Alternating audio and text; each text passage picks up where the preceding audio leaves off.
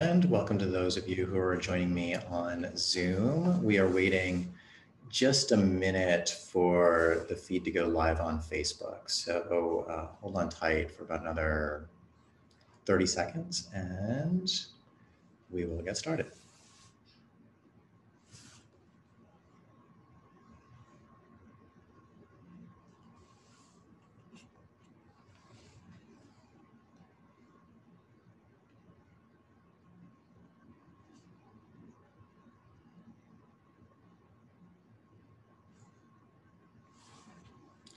Good evening and welcome to episode number 13 of the Hope for Healing video podcast series. I'm Dr. John Stracks and I'm joining you from my office here in Chicago.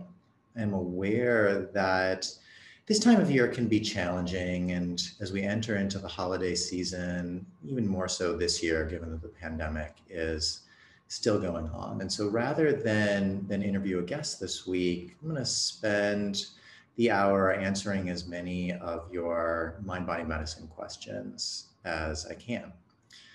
And before I dive in, I'll tell you just a little bit about Hope for Healing. It's a joint effort between people with the Curable app and me. And for those of you who aren't familiar with either of us, I'm a physician here in Chicago who focuses on the reduction and elimination of physical symptoms using mind-body medicine methods. And Curable is an amazing app focused on the same goal. So we've been working together since their inception about 5 years ago. Before we get started, I'll be answering questions live this evening, as many as I can over the hour. And so if you do have a question, you can go ahead and post it now or at any point during the hour into the Q&A feed here on Zoom, if you're with me on Zoom, or into the chat on Facebook if you're following on Facebook Live.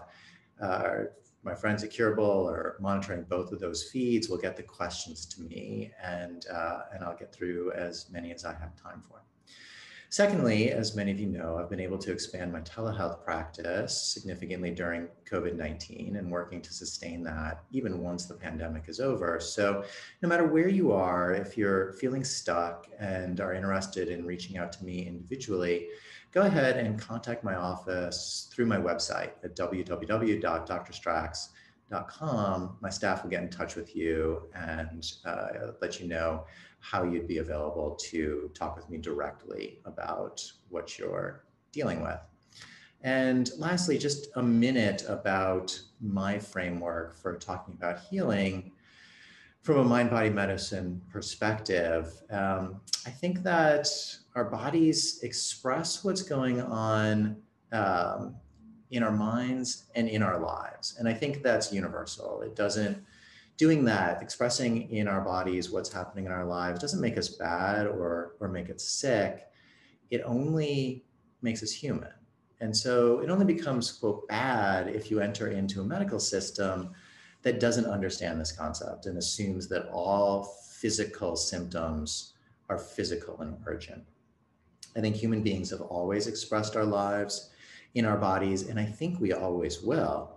And so our goal, my goal, Curable's goal, is to help you understand this and to learn what to do about it so that it's no longer physically uncomfortable or painful for you. That's what we're trying to get to.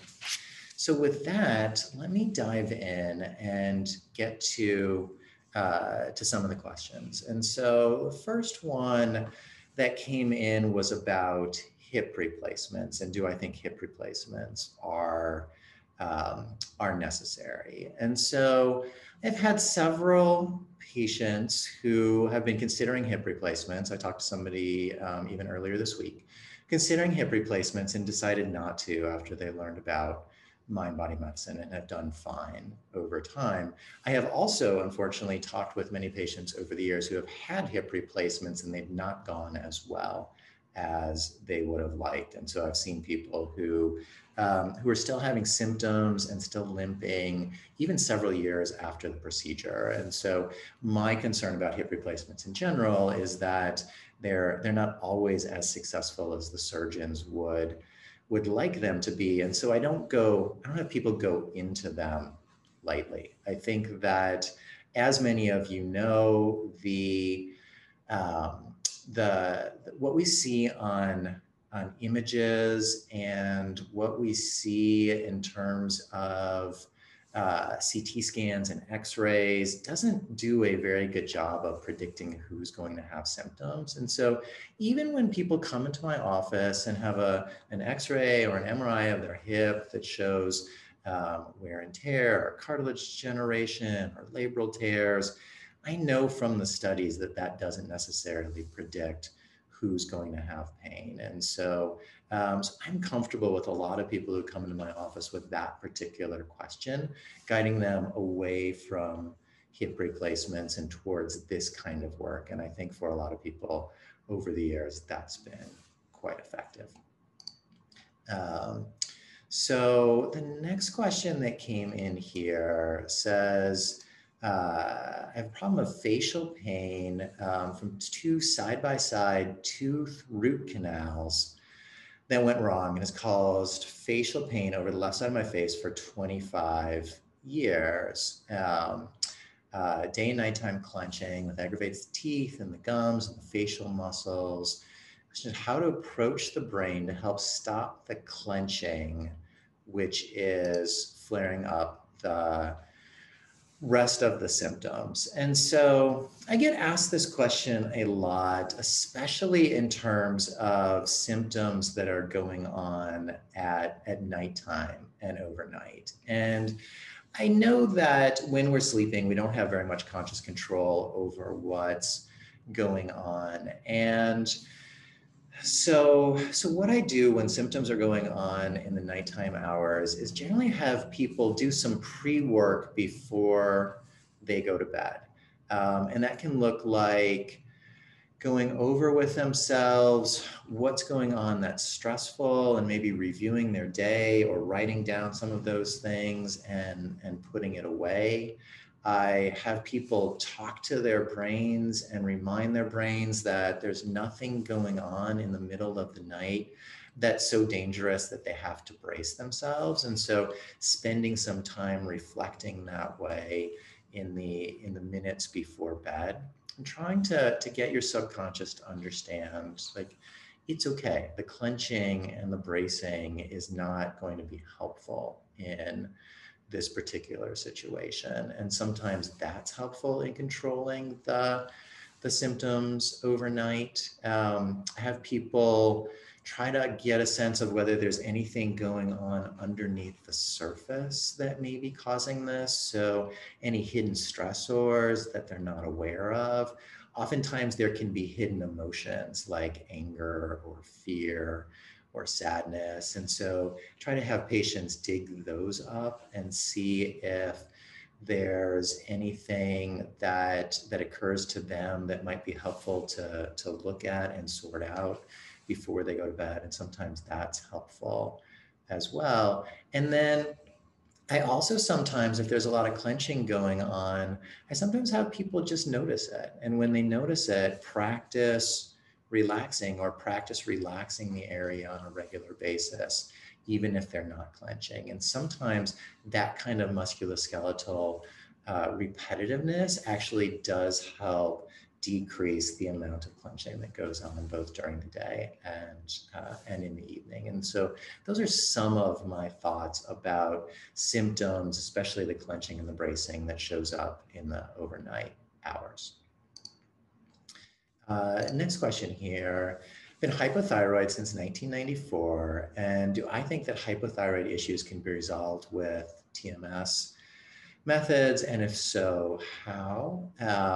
I've heard other practitioners discuss autoimmune issues as mind-body, and can long COVID be TMS as well? So a couple different questions in there. I'll try to briefly answer each of them. So I do a lot of endocrinology in my practice when I'm not doing a mind-body medicine practice. And so I have seen probably over 2,000 patients with thyroid disease over my 10-year career.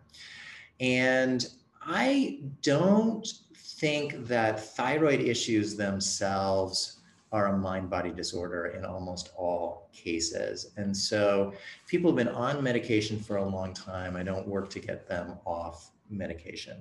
But this is what I have noticed, that my patients who are taking care of themselves in a variety of ways, including mind-body medicine, have much more forgiving labs than my patients who are only focused on the dose of the medication. And so a number of my patients who are active in the mind-body medicine world and also take thyroid, I can get their labs back and they can look just not very good and they are feeling great.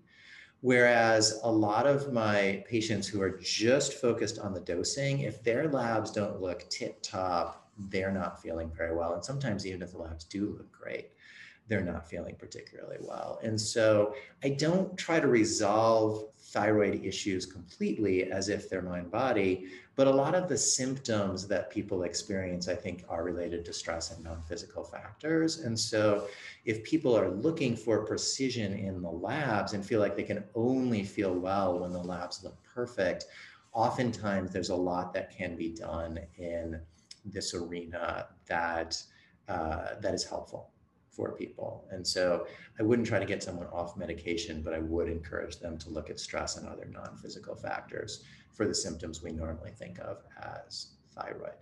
As for autoimmune disease, if someone comes to my office and wants to talk about autoimmune disease, mind-body medicine, tension myositis syndrome, which is another term that we use for it, I'm usually doing that as part of what I'm doing, but I also probably would look at some other factors, including what people are eating and what supplements they're using and how their hormones look. And so I see autoimmune issues as having a wide variety of causes, stress being a common one, and trauma, interestingly, being a common one. And so Donna Jackson Nakazawa, who wrote the book, The Last Best Cure, has really nicely mapped out the state of the science and what we know and the relationship between trauma and autoimmune disease.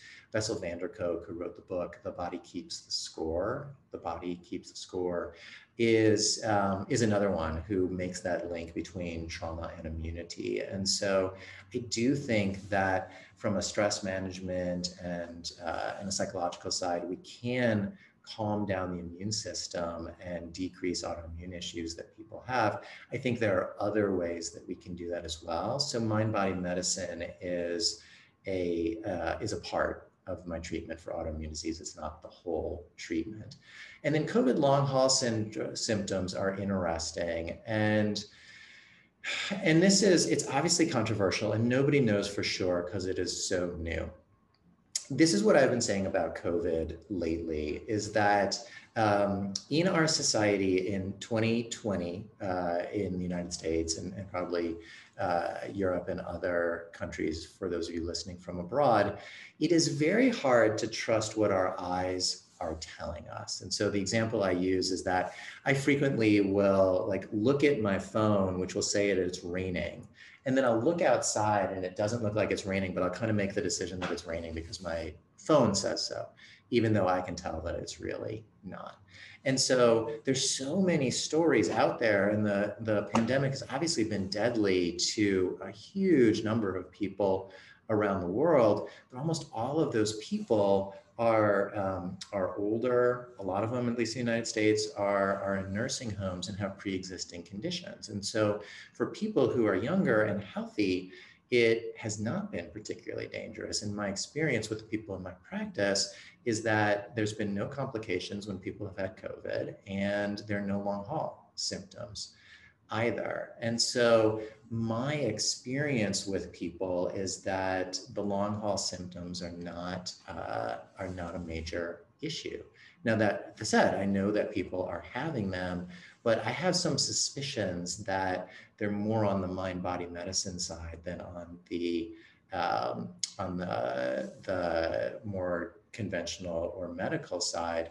I had one patient who contacted me with long haul symptoms, but she's had 7 negative COVID tests. And so I'm not convinced that the symptoms are related to an infectious disease as much as I am convinced that the symptoms are in line with what we talk about mind-body medicine. And so I'm moving forward for the time being that a lot of what we're seeing is COVID long haul is actually mind body.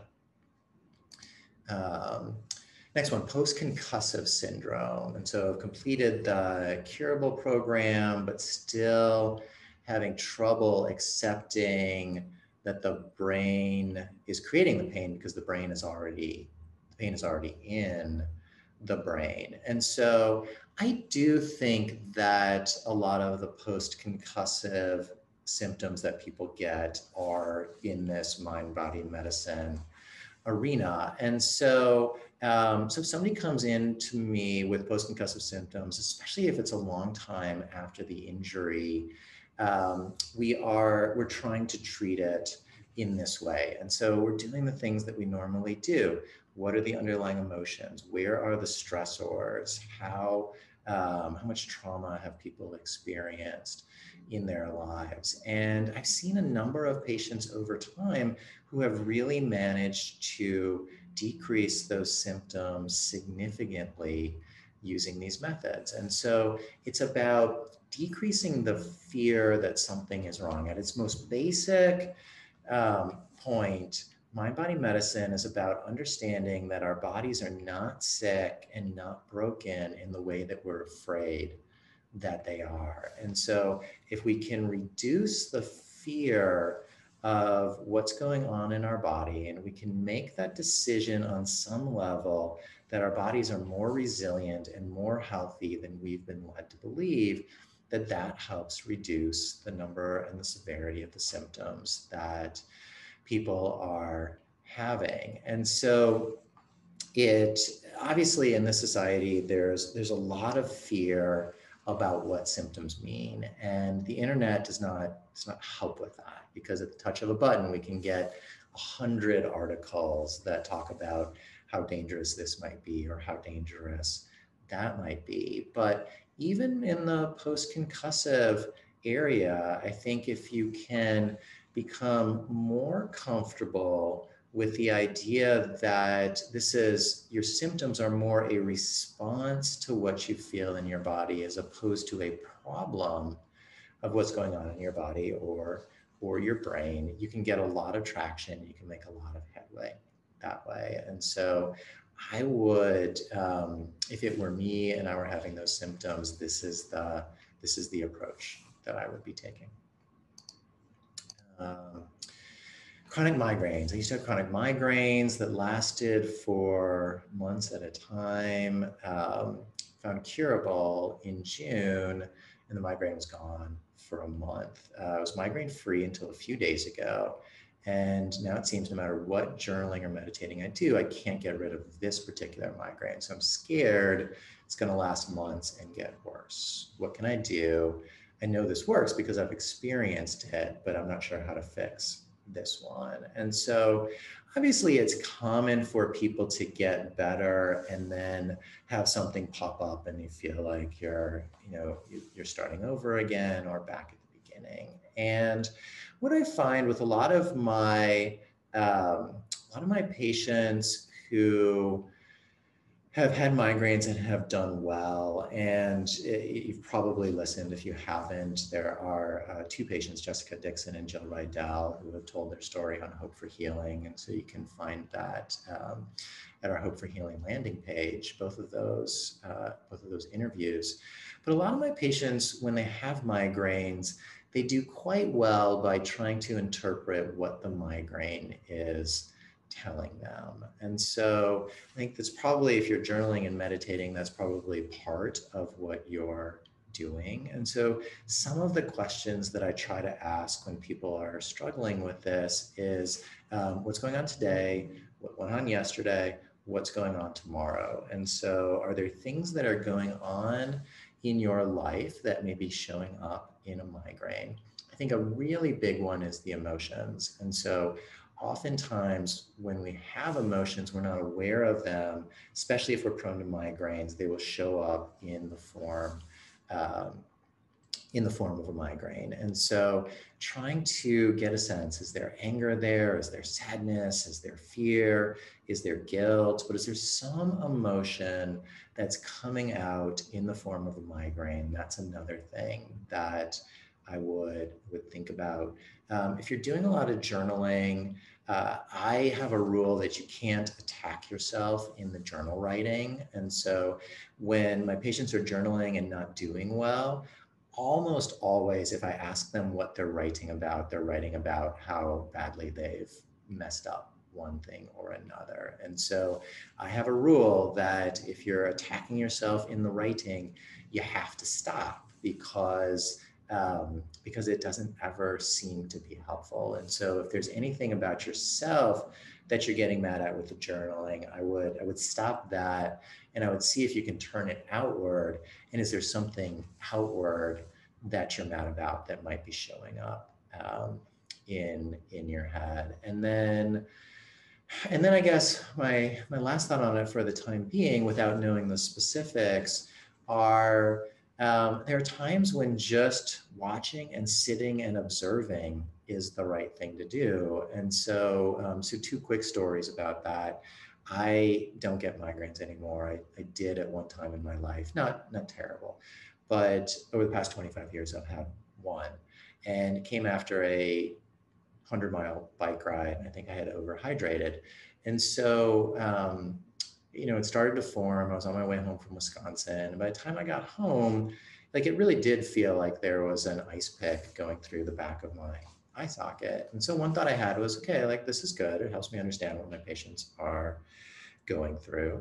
And my second was, I'm Dr. Stracks. I can make this go away. So I was like, migraine, go away, get out of here. And I almost vomited. Like it was that intense. And so I thought, well, that's not going to be helpful.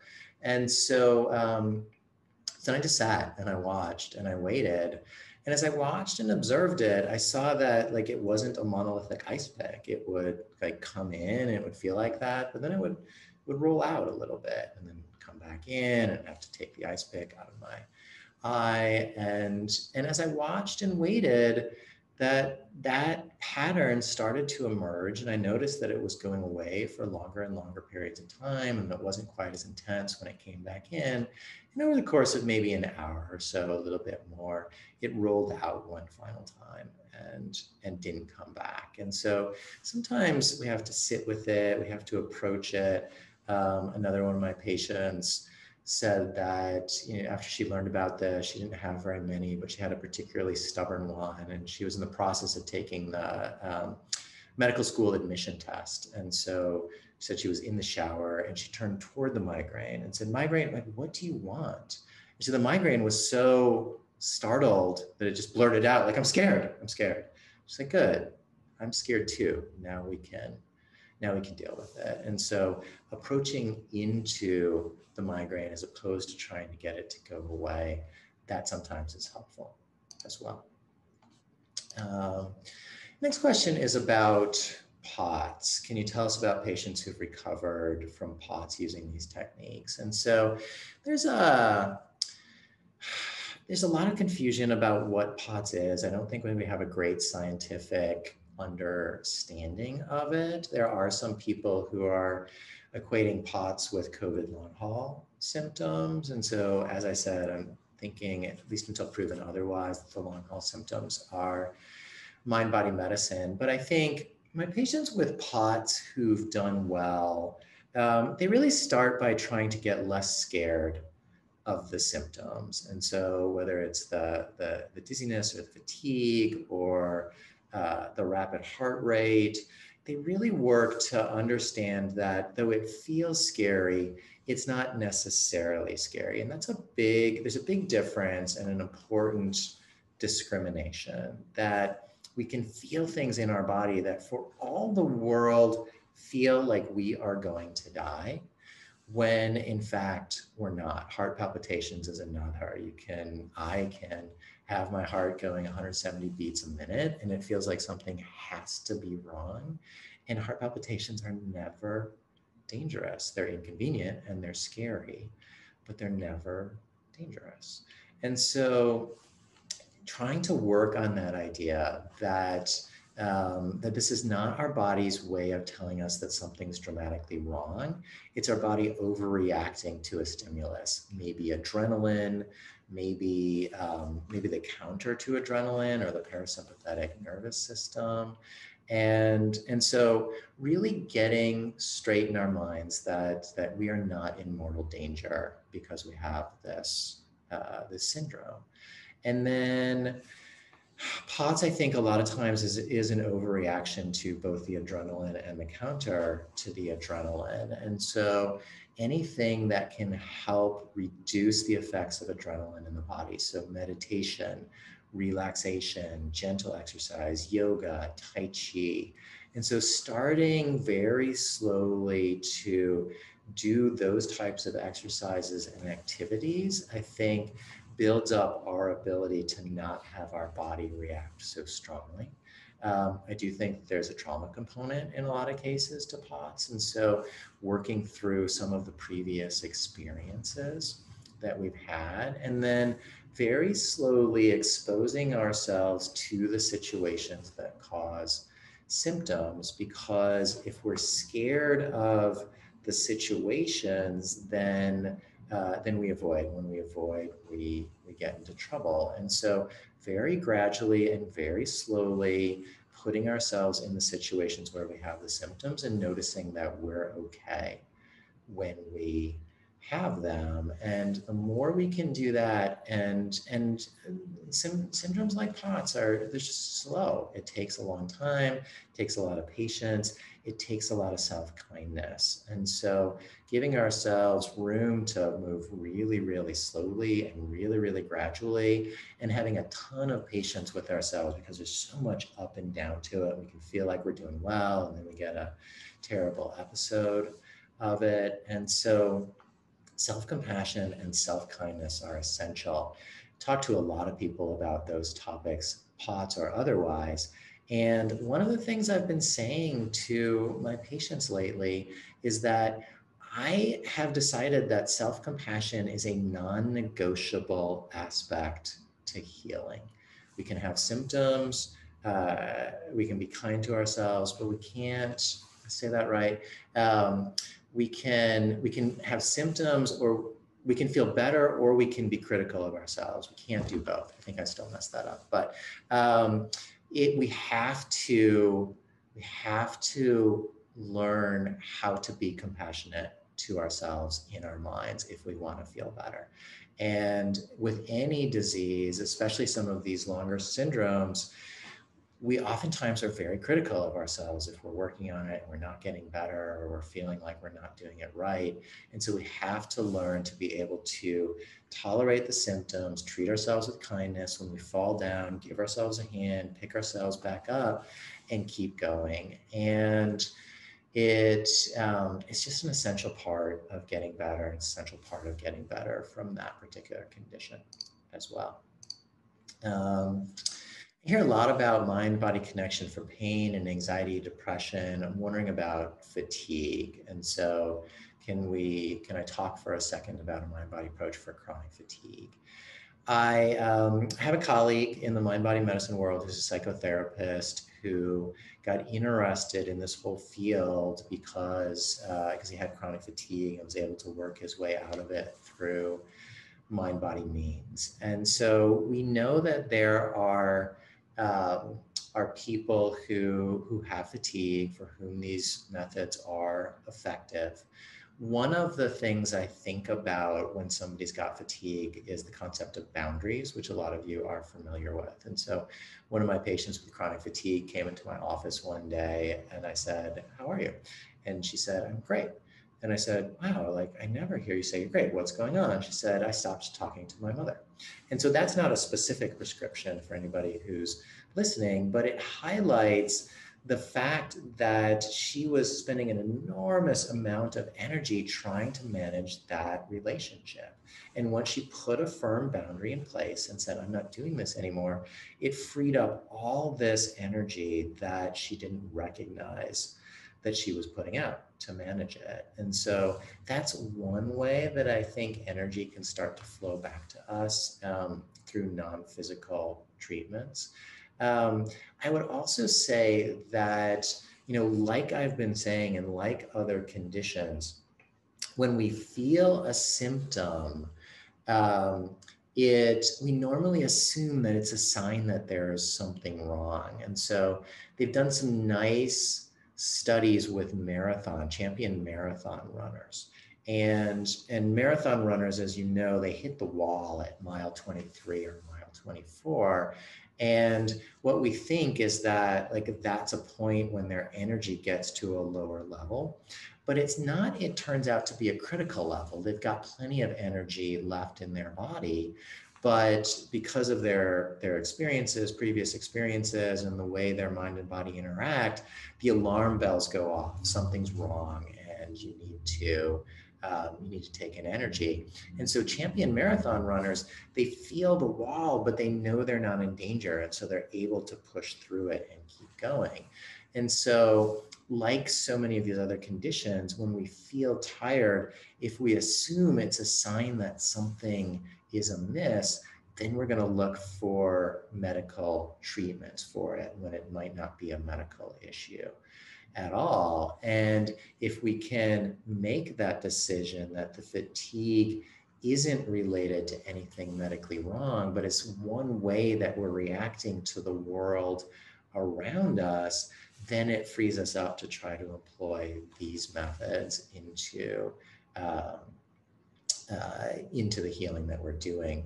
I'll say, like, my own observation, I see it in my kids, if you're watching, hi, and thank you for the example, that I will see them pretty regularly say that they're tired when they're stressed, nervous, scared, angry at me. And, but what it sounds like when they say it is, I'm tired. And I'm sure they feel tired, but I think the fatigue in those cases is pushing aside something else that's under the surface, oftentimes a strong emotion, but it could be a stressor or a test or a game that's coming up or something that is difficult to look at. And so that's another way that I think about fatigue, like any other mind-body symptom, that there's something underneath the surface that we need to take a look at. And so those are some of the things I think about when I think about chronic fatigue. Like the POTS, it takes a while. And so a lot of kindness, a lot of sort of tolerating some ups and downs as we get better. But sticking with it and really trying to get a sense of, is there anything under the surface that's contributing?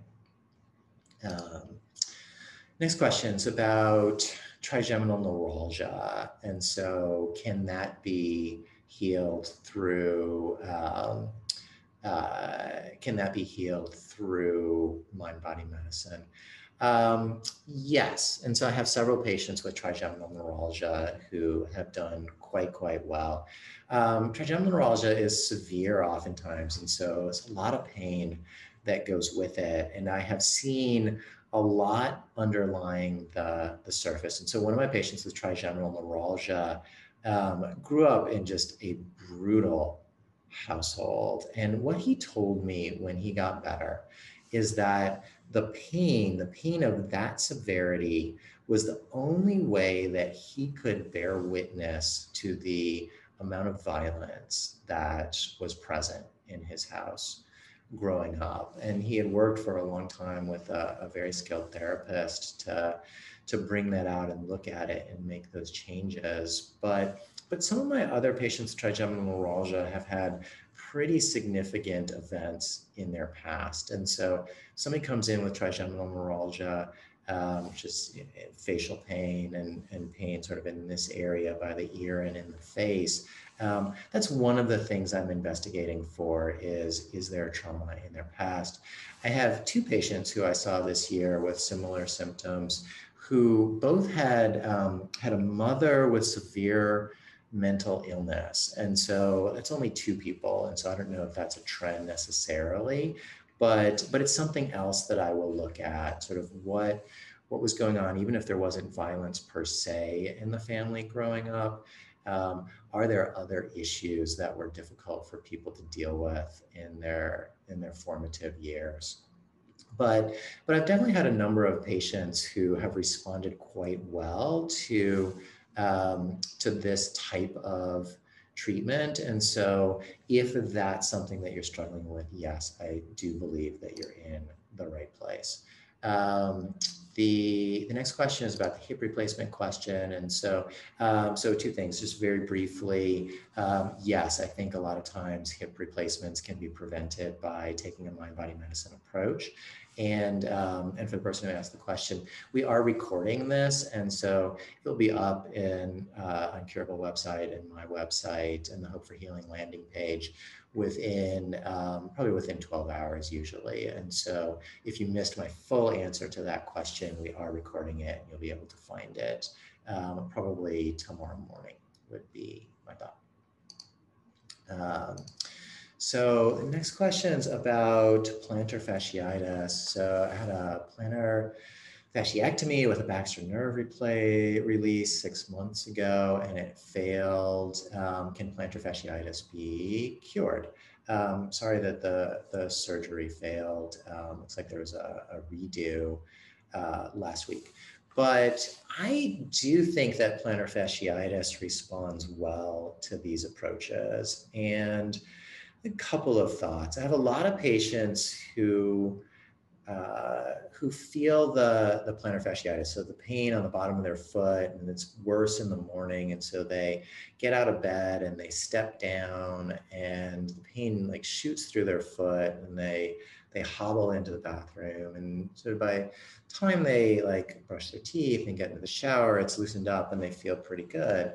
And so I do think that the fascia will stiffen up overnight, the fascia covering of the foot or fascia elsewhere in our bodies. And I think the fascia holds on to a lot of trauma.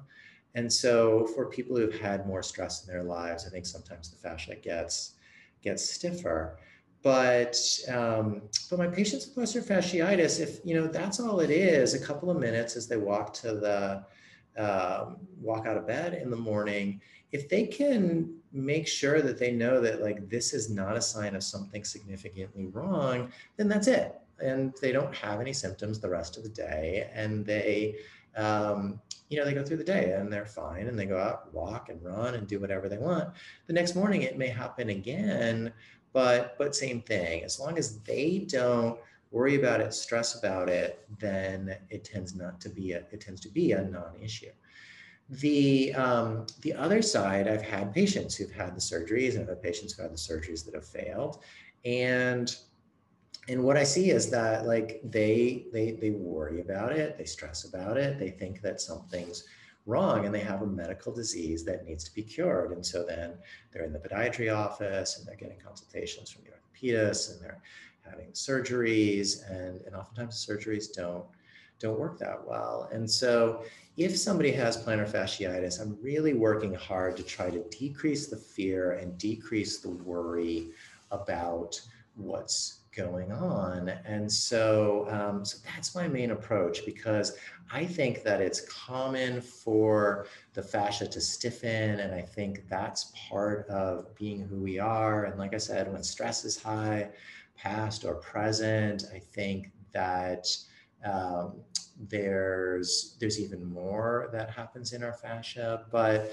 I think that the more relaxation strategies, the more mind-body medicine strategies, the more healing we do, the less our fascia is likely to hold on to our experiences. I'm somebody who has a fair amount of stiffness in the mornings, especially when stress is high.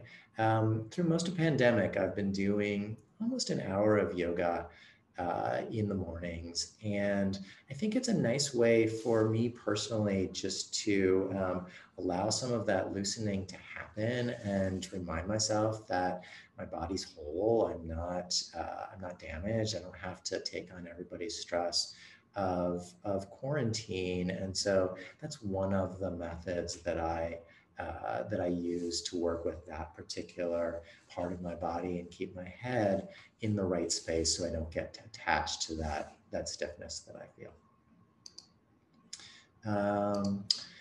Crips. I've had Crips, post-surgical pain for 20 years. And I just had a flare up last night, didn't sleep until 6 this this morning. And so complex regional pain syndrome, full body burning was brutal. My mind was a battleground. I went everywhere from self-compassion to telling my pain it had done the job for long enough and said, that's enough. So what would I say that would help in those situations? I think, the burning that goes along with that can be severe, and I've seen it be severe in people. And so when you get into a flare of a situation like that, it's essentially like it's an emergency in our brain, and so we have to treat it as such. And so it sounds like you did a lot of things right, and the self-compassion is important. Trying to tell the pain to go away is important. I think sometimes the best we can do is just sit and be with it and be patient. And that's not anybody's favorite prescription, but the story I told earlier about the migraine that I had, where I sat and I watched it and just noticed the pattern to it and the texture to it, and just tried to breathe and remind myself that I was going to be okay. And sometimes that's just the best that we can do, and that's okay. Like, it's okay to have flare-ups. It's okay to have times where we can't control it. Our bodies are our bodies, and so we do the best that we can. We try to tip the playing field towards control of these situations as best as we can. And sometimes it just slips out of our control. And oftentimes there's something pretty stressful that's going on, or some significant trigger. And when it gets that bad, I think you did a lot of the right things. You sit, you watch, you wait, you give kindness to yourself. You can express the frustration, you can express the emotions, but sometimes, like, we just have to get through it, and that's the best we can do. And then you may find that, like, those flare-ups are fewer and fewer over time, as more and more time in between them. They're not as severe when they come on. But a lot of these conditions that we all have, like, that's how we get better. There's this up and down to it. And, like, we think we've got it licked, and then something will pop up and we have to deal with that. I was talking to one of my patients this week who has had fibromyalgia and chronic head pain and a number of other conditions, and he's doing really, really, really well. And we were talking about part of the reason that he's doing well is because he's learned how to get through the flares, and they just have scared him less and less over time. And so, for better or for worse, getting through these flares is part of the healing. And so, even if it lasts longer than we want, even if it's more severe than we want it to be, when we know that, like, it will go up and come back down, the next time it may not go up quite as much, and it may not last quite as long. And so, despite all the work that we can do, sometimes we just have to duck and cover and wait and let it pass, and be kind to ourselves as we're doing it. Let's see.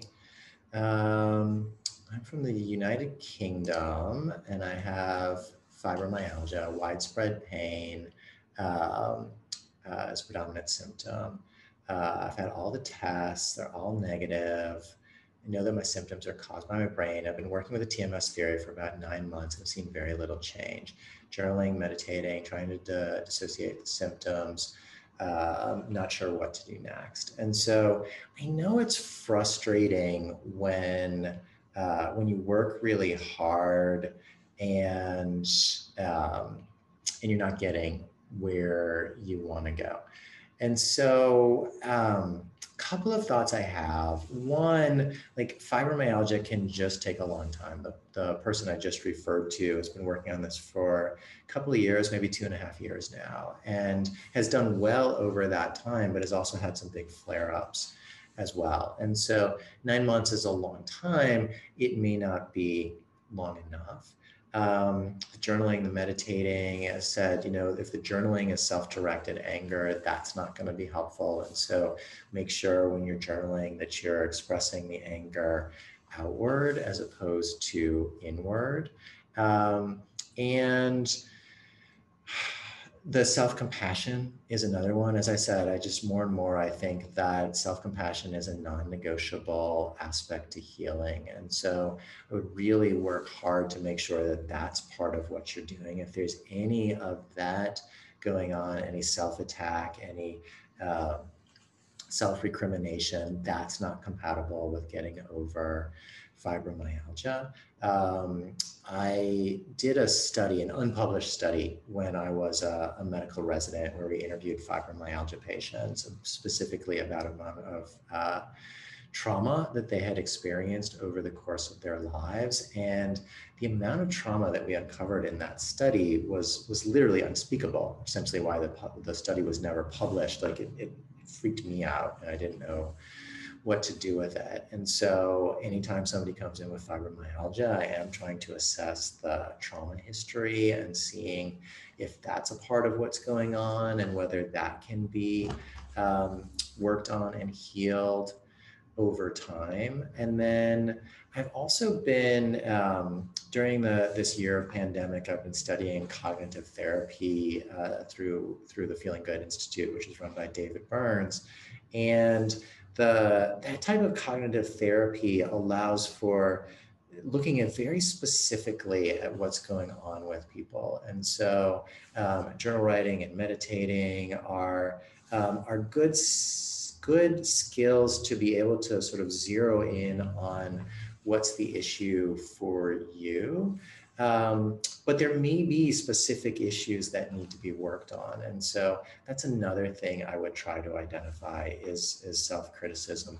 One of them is trauma. One of them is, are there specific incidents? Are there relationship issues that need to be worked on or healed, or forgiveness that needs to happen? And so sometimes when we're doing a lot of work and not getting better, I try to look for like what specifically is going on underneath the surface that that may be contributing to the stuckness.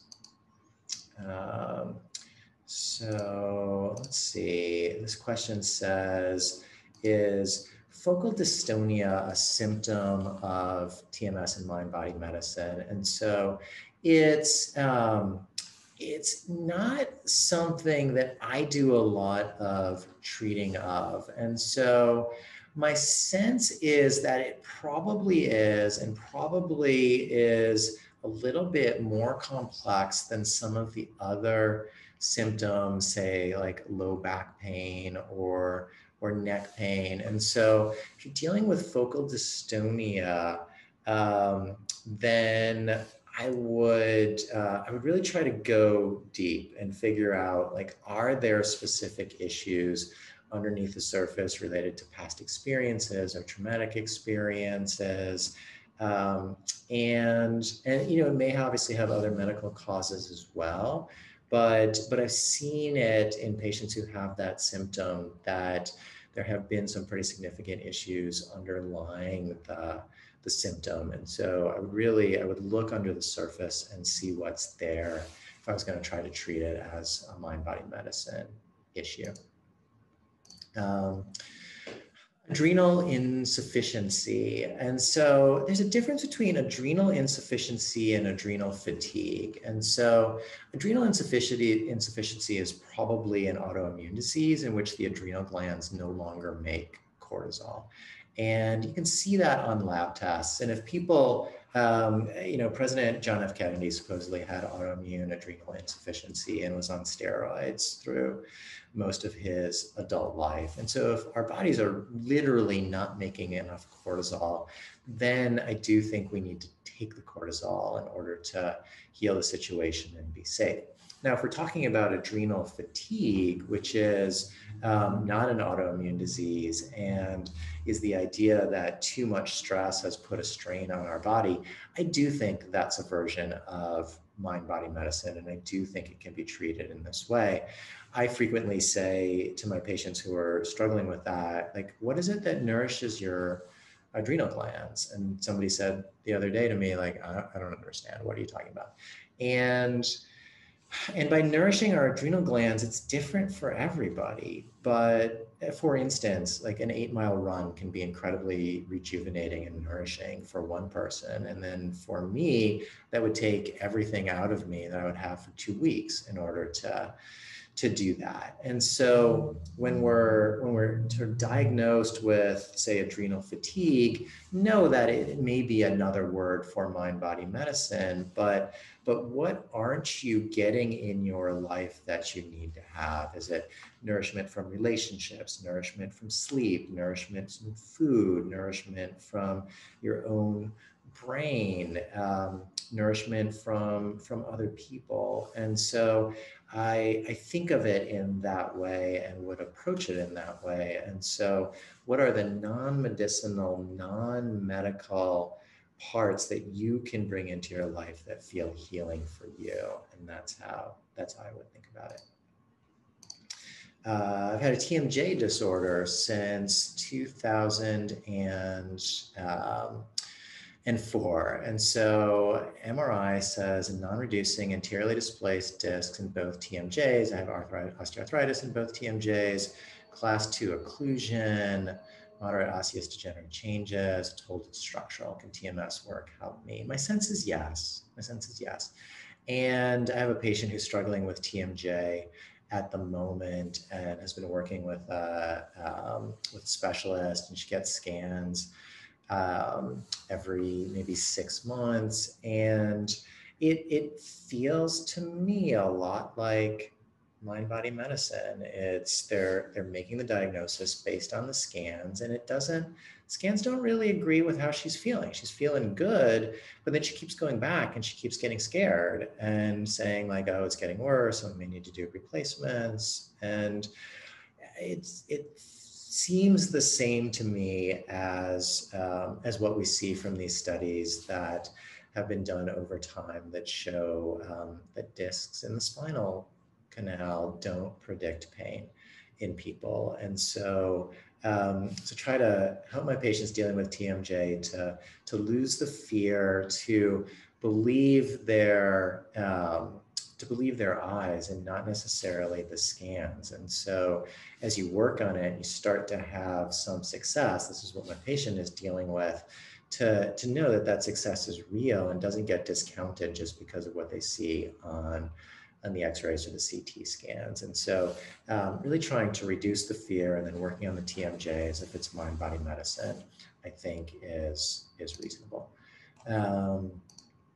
COVID long haul symptoms as compared to Lyme. And so there's a ton of controversy about Lyme disease, and in a lot of different ways. And so this is what I would say about Lyme disease, is that I have had plenty of patients over the years come in and tell me that either they have Lyme disease or think they have Lyme disease. And when I first started my career 11 years ago, 2009, I was working at the Integrative Medicine Center at Northwestern Hospital in Chicago, and my job was to see everybody. And so I was already doing the mind-body medicine work, but other than that, I didn't have a ton of preconceived notions about what was helpful and not helpful for people. Ultimately, I ended up doing a lot of, say, thyroid work because I recognized that I could look and see what was going on with somebody's thyroid medication, and I could change things around and they could feel a lot better. And so I continued to do that work over time, and it was helpful for people. The Lyme work that I've tried to do over the years has not been helpful. I don't have patients for whom we tried to treat the Lyme one way or another, and I've tried to do it, but I've never really seen people get better. And so because of that, I made the decision at some point in my career that I wasn't going to try to treat it, because I didn't think that it was literally the bacteria that was causing the problem, which is now kind of what I'm saying with COVID long haul symptoms. I don't think it's an infectious issue, the virus or the ramifications.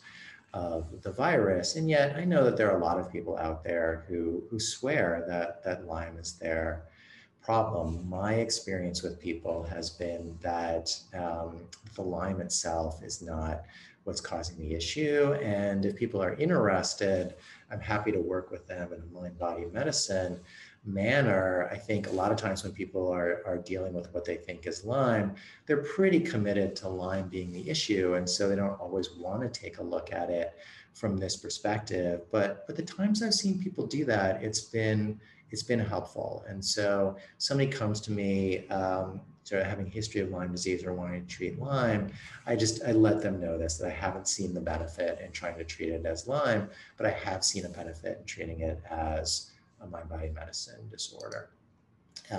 So let's see, it somehow amazingly is 5 minutes to the hour, and I have more questions here than I started with. And so I will answer a couple of more and apologize to those who I haven't gotten to yet. And clearly there's a need for more time answering people's questions. And so we'll see what we can continue to do over time. But let's see, untreated concussion, top 3 discs in my low back and in my neck, spine stimulator, I'm trying to use mind-body medicine. Can this replace the surgery? I would say absolutely. I think the studies are clear that disc issues and what you see on a CT or an MRI don't predict pain and symptoms in people. And so, so I'm totally comfortable with disc issues being treated as mind-body medicine. And I would not be in any rush to head into surgery and deal with it in that way. And so I would really try as hard as I could to use these kinds of strategies and techniques, trying to decrease the fear, get a sense of what's going on underneath the surface, and go at it that way. I don't know that I would push anybody into surgery before trying this first. Let's see, TMS as regard to structural issues as a result of a physical injury. And so, as I was saying, like it's hard sometimes to tell what's physical and what's not physical. Like we would think that a herniated disc is a physical injury, and yet there are a lot of disc issues out there that don't record as pain when we look at them on CTs and MRIs. And so I would be careful with what you're characterizing as a physical injury, because oftentimes it's coincidental, not causational. And that's the conclusion on the back CT and MRI studies, is that anything that we see is more likely a coincidence as opposed to a cause of the symptoms. If there's another physical injury, broken leg, or a pulled muscle, time, patience, care, kindness. We're going to be back in January with 3 of my patients at once, interestingly, who have done quite well. One of whom, his injury stemmed from a severe fracture of his lower leg. And so he will talk some about what it's meant to recover from what was a devastating physical injury, but still understand that there's a major mind-body medicine component to it.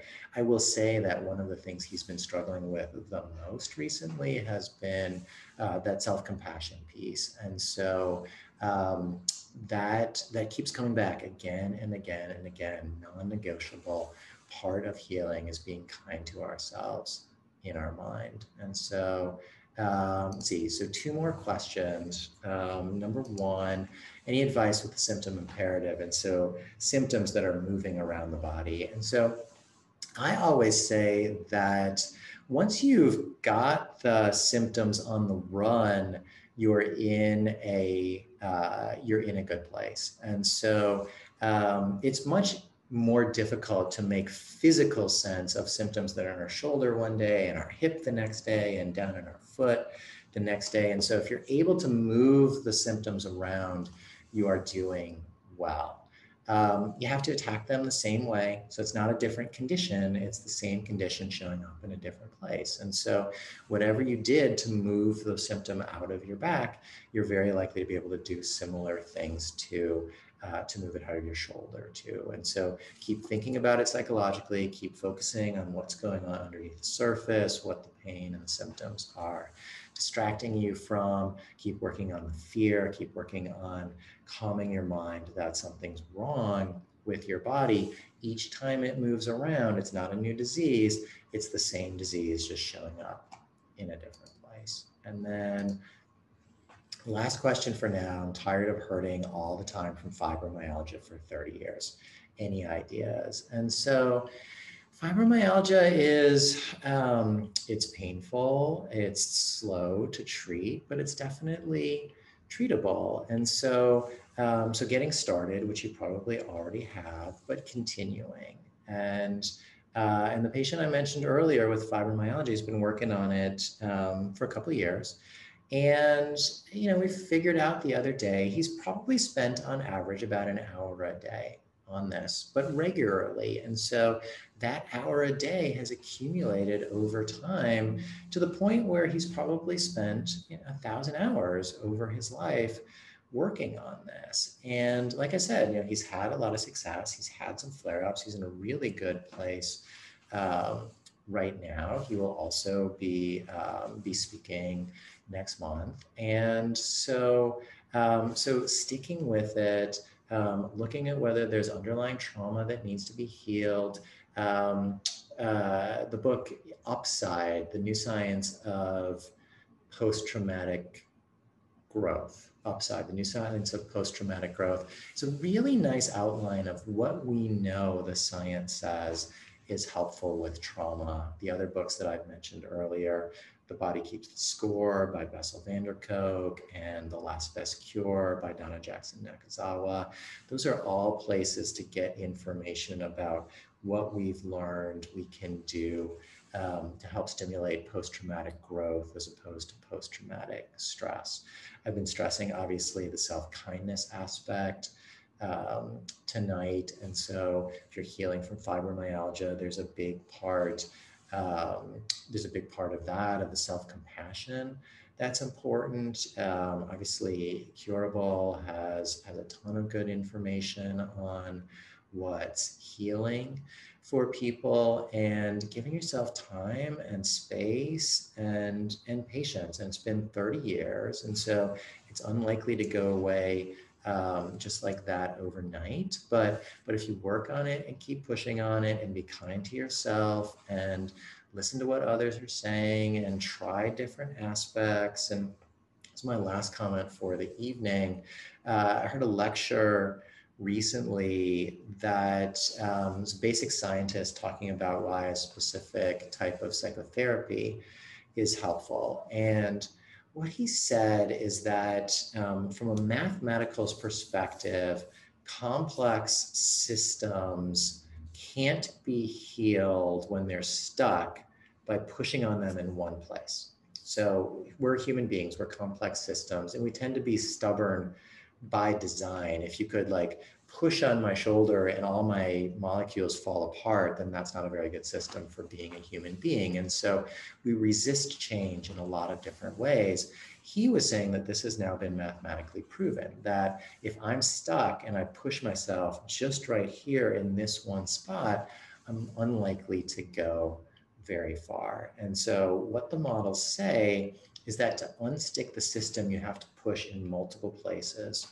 all at once. And I've known this intuitively for a long time. I know that if my patients with complex disease come in and say they only want to work on one thing at a time, I know that they're not going to get better. And this is an explanation from that. From a systems perspective, if we're that stuck, we have to approach it from multiple avenues in order to unstick the system. And so that would be my last thought, that if it's been a long time, it's unlikely to be any one strategy that's going to be useful. And so we try out different strategies, and it could be this one day and this the next day or the next week or the next month. but coming at it from a lot of different perspectives is ultimately what's going to make you better. And so with that, we will end for the evening. I know that there are a lot of unanswered questions, and so we will see what we can do about continuing to make this available for people. And I want to thank everybody who's been here listening and asking insightful questions, intelligent questions, and poignant questions. Every time I do this and I'm here with you all, I'm reminded about how blessed and touched I am to be part of this creative community, working hard on healing and working on it in this cutting edge way. So as I said earlier, I've been able to expand my telehealth options during the pandemic. And so if you're interested in contacting me, feel free to reach out through our website, drstracks.com. My staff will get back to you before too long with information about how to connect with me. And if you enjoyed this episode, you can find the recording tomorrow morning and all our previous episodes as well at Curable and My landing page, which is curablehealth.com/hope for healing, all one word. So you can sign up for either of our newsletters and get updates about upcoming episodes and everything else that's going on with the app and in my practice. And so I will be back in 4 weeks on Wednesday, January 13th at 5 p.m. Central Time with, as I mentioned, a panel of 3 of my patients with a variety of conditions who are in the midst of using mind-body medicine methods for healing and also have created a community to do this together as well. So I hope you can join us on January 13th. And until then, thank you for being here with me this evening. I hope you have a fantastic holiday, and please continue to stay safe and healthy during this time. So with that, I will say good night to everybody.